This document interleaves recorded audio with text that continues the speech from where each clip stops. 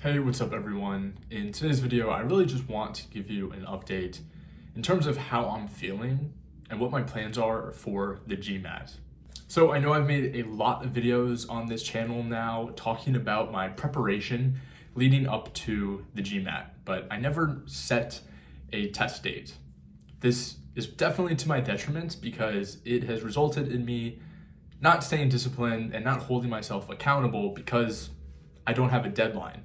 I've always been someone who works really well under deadlines because it's so easy to plan out exactly what you need to do each day, each week, each month, leading up to a test, an exam, a presentation, whatever it may be. But because the GMAT was really my own doing, I didn't set that for myself. When I was in my last job at KPMG, I had a lot more time on my hands and I was able to study every single day in the morning before work would start, and I would have time after work if I needed to finish things up. Overall, I was just very disciplined and I was staying consistent, working on it every single day.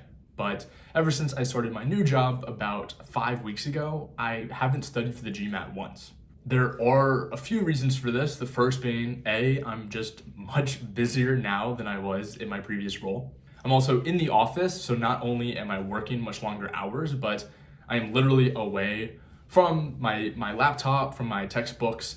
So that makes it a lot more hard to actually do the prep, do the reading, because when I was sitting here working from home, even when I was busy, my book was right there and it was very accessible. But when I'm going to the office and I have to walk and all of this, it just makes it a lot harder. I know this is not a valid excuse whatsoever, but that's really has been affecting me. The second thing is I've had a lot less motivation, and this is definitely the overarching biggest factor that has resulted in me not being committed. When I was at KPMG in my previous role, I really knew that that's not what I wanted to do with my career. I did not like the work that I was doing, so I really saw the GMAT and business school as a way out. Now, I know that sounds extremely dramatic, but for myself, I thought, I put in my few years at KPMG, Big Four Consulting, go on to business school, and then from there, figure out what I want to do and take that opportunity. This made it really easy to stay motivated and disciplined to my studying because the GMAT was my ticket to where I wanted to go.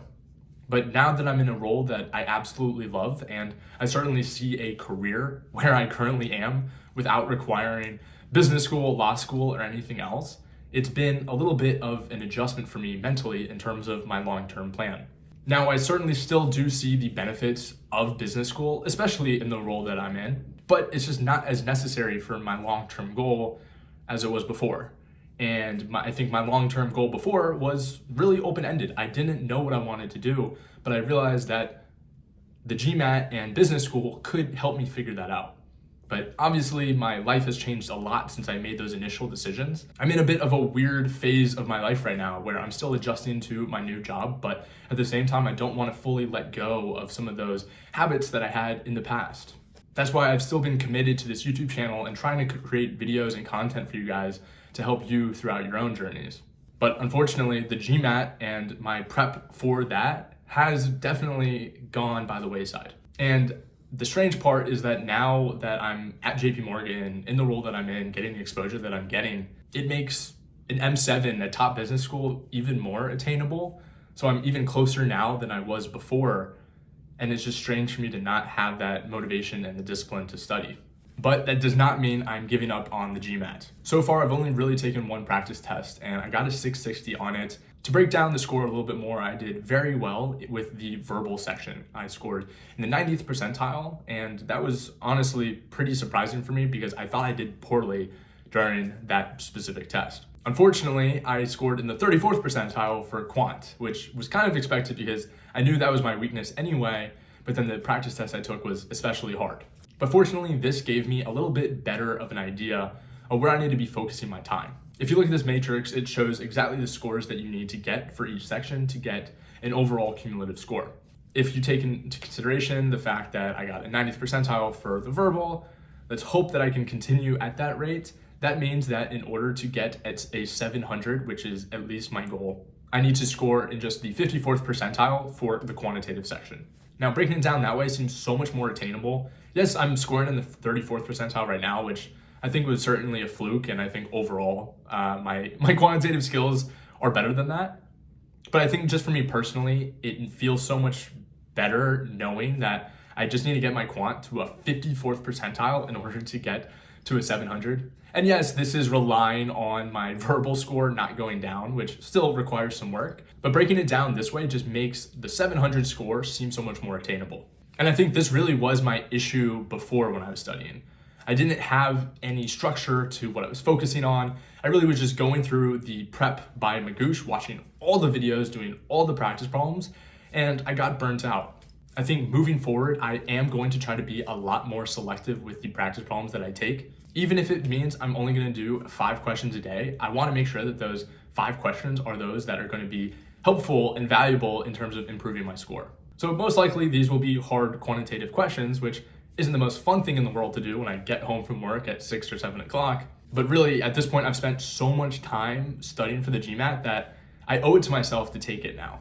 I still feel great overall. I mean, in terms of business school, every other aspect of my application is absolutely thriving now. Not only am I in a career that I love, but also this YouTube channel is continuing to grow, and I have a lot of other side projects and ventures that are doing some really big things. But as amazing as that is, it's also kind of scary for me because I realize if I don't have the time now and I don't take the GMAT now, when am I going to do it? I really am fortunate to be at a point in my career where I don't have a ton of responsibilities and I at least can focus some time on this. Whereas a few years from now, I might be promoted a few times and have way more responsibility and really not have the time to commit to this. So yes, although I have tons of valid excuses for why I don't need the GMAT, I'm going to do the GMAT.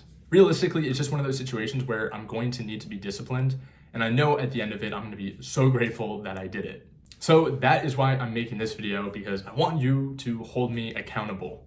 I know I had some people comment both on YouTube as well as on my TikTok asking me about the GMAT.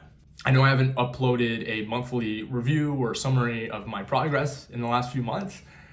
I'm aware of that, and so I want to change that. I want to make sure that I continue to post videos about it because I think it'll be so valuable to other students who go down a similar path in the future.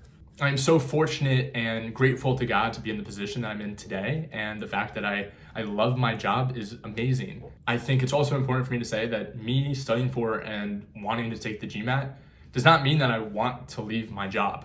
I personally think the connections and the lessons that I can learn in business school would be so applicable to my role and really help me accomplish some amazing things. Also, my job is not my life. I've got a lot of other things going on the sides that would also greatly benefit from business school. So yeah, I know I've been rambling, and I really just wanted to make this video because I felt that you deserved to at least get an update. And honestly, me just talking through my thoughts and feelings has given me a lot more clarity as to what I need to do and what I want to do moving forward. So thank you so much for watching this video. As always, if you have any questions at all, feel free to reach out to me on Instagram right here at Galbraith. Also connect with me on LinkedIn. I'll see you in the next video. Peace.